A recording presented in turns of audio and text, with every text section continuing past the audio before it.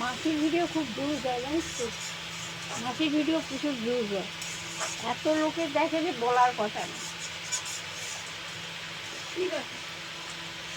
রান্নার ভিডিও প্রচুর দেখে। যাবো কালকে, যাবো কালকে যদি চিকেন সময় পাই কালকে যাবো, নাহলে মহিলারা যাবে, মহিলা। হ্যাঁ মহিলারা যাবে।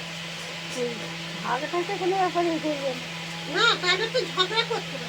অল্প নুন দিবি, এই তোর মতো নুন দিবি না, আমরা অত নুন খাই না।